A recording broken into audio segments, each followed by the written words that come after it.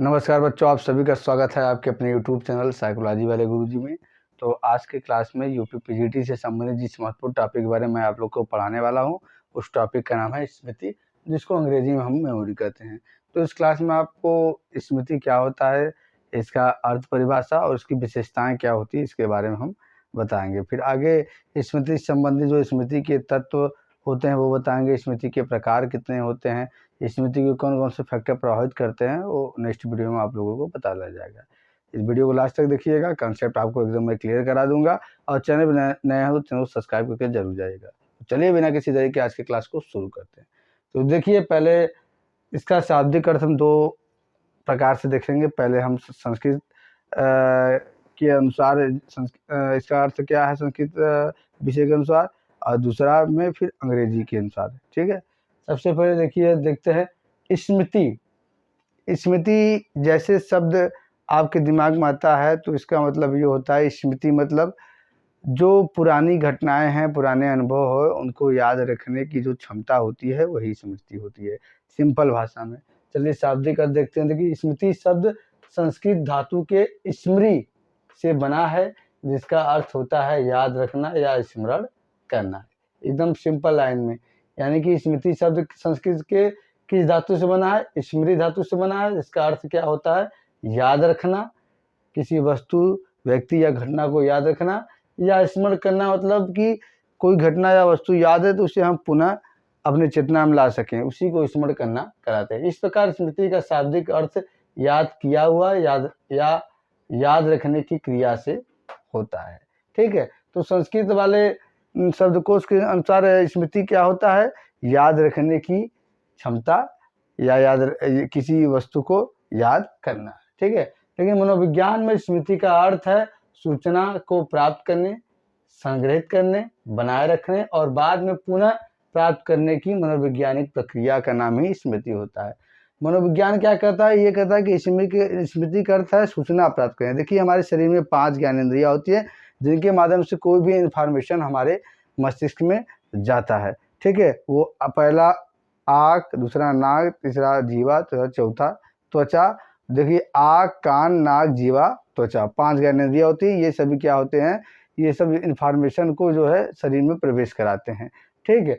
तो सूचना प्राप्त करने, ठीक, और संग्रहित करने। आप जानते हैं कि अगर कोई अतीत के जो अनुभव होते हैं, घटनाएं होते हैं, वो भी कहाँ स्टोर होते हैं? जाके हमारे मेमोरी में स्टोर होता है। जिस तरह से कंप्यूटर का मेमोरी होता है, मोबाइल की मेमोरी होता है, सभी चीज़ें हम इसमें स्टोर करते हैं, बाद में जब ज़रूरत पड़ती है तो उसको हम क्या है देख लेते हैं। ठीक उसी प्रकार से हमारे दिमाग का भी मेमोरी होता है, लेकिन वो बहुत विशाल होता है।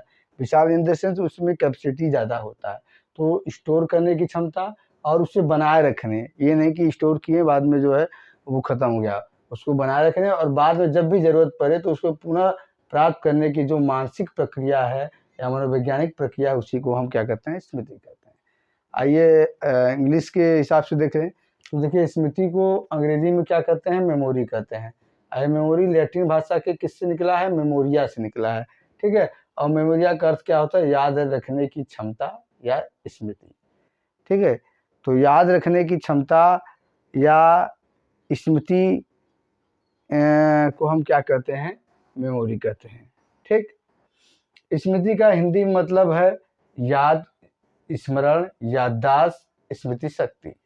याद मतलब किसी वस्तु, व्यक्ति या घटना को याद रखना, ठीक है। स्मरण मतलब कि जब हमें ज़रूरत पड़े तो उस चीज़ों को हम पुनः प्राप्त कर लें। याददाश्त मतलब क्या होता है?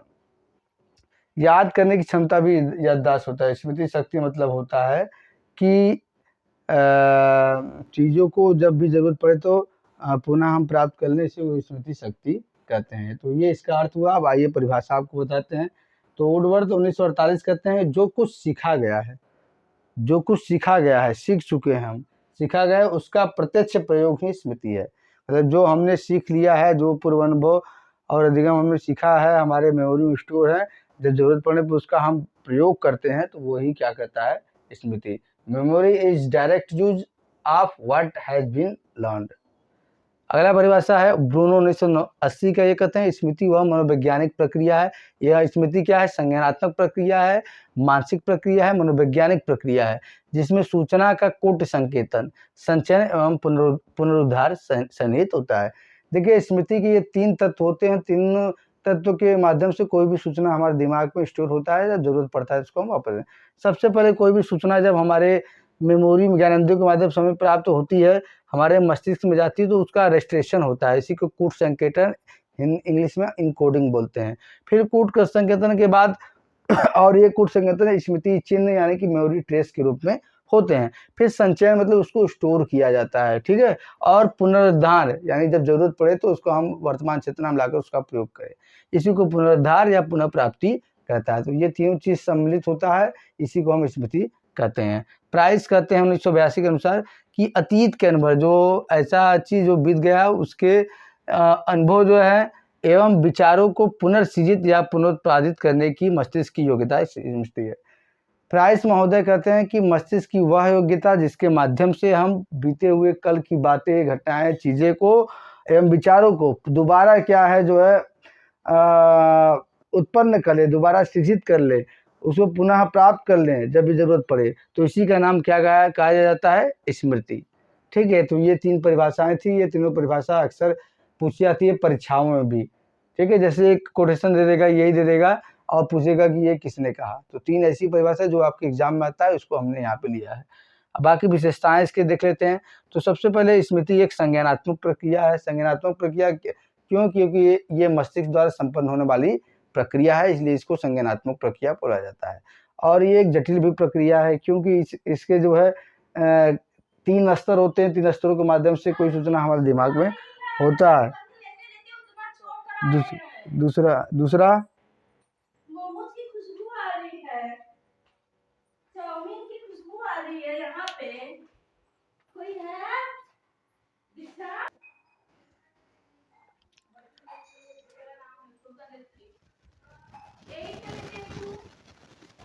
अच्छा चुप रहा, हाँ आराम में कर एकदम पूरा बिला।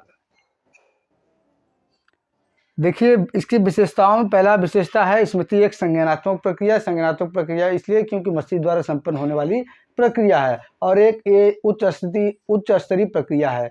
और इसमें 3 स्तर बताए गए। 3 स्तरों के माध्यम से कोई भी इंफॉर्मेशन हमारे मस्तिष्क में जाता है।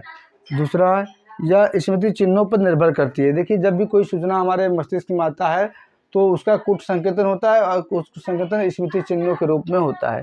तीसरा है स्मृति एक सक्रिय प्रक्रिया है, एक्टिव प्रोसेस है। एक्टिव प्रोसेस इसलिए है क्योंकि जो भी सूचनाएं होती हैं उसको कैसे प्राप्त करना है, उसको कैसे स्टोर करना है, और कैसे जो है जब जरूरत पड़े तो पुनः प्राप्त करना है, तो इसके लिए जो है ये हमेशा तत्पर रहता है, इसलिए स्मृति एक सक्रिय प्रक्रिया है। चौथा है स्मृति द्वारा पूर्व अनुभव या पूर्व में सीखी गई बातों का चेतना में लाते हैं। देखिए स्मृति में जो स्मृति के माध्यम से ही हम क्या करते हैं, जो पूर्व में सीखे गए बात होते हैं, अनुभव होते हैं, उसको क्या है वर्तमान चेतना में हम लाने का प्रयास करते हैं जब भी हमको ज़रूरत होता है। 5वां है अधिगम या अनुभव के परिणाम स्वरूप तंत्रिका तंत्र में जो संरचनात्मक परिवर्तन होता है वही स्मृति का आधार बनता है। देखिए जब भी कोई भी सूचना हम प्राप्त करते हैं तो हमारे तंत्रिका तंत्र यानी कि न्यूरॉन्स में परिवर्तन होता है। अधिगम यानी कि जो सीखना, जो हम बातें सीखे हैं, या अनुभव के आधार पे जो भी चीज़ें हमारे दिमाग में प्राप्त होती है उसे हम क्या बोलते हैं? स्मृति बोलते हैं। तो स्मृति का देखिए कैसे प्रोसेस, कैसे कोई भी सूचना हमारे दिमाग में जाता है, कैसे स्टोर होता है और कैसे ज़रूरत पड़ता है, तो उसे हम वर्तमान चेतना लाते हैं। इसको ध्यान से अब शुरू में बता रहा हूँ। सबसे पहले मान लीजिए कोई भी चीज़ आपने जो 5 ज्ञानेंद्रियाँ होती है, 5 ज्ञानेंद्रियों से किसी भी ज्ञानेंद्रिय से कोई भी सूचना मस्तिष्क में ऐसे तुरंत नहीं जाता है। देखिए सबसे पहले मैं आपको ये दिखा रहा हूँ कि ये मैंने आपसे पूछा ये क्या, तो ये क्या है आपके किस ज्ञानेंद्रिय के माध्यम से जाएंगे अंदर? दृष्टि यानी कि आँख से। तो आँख के पीछे क्या होते हैं?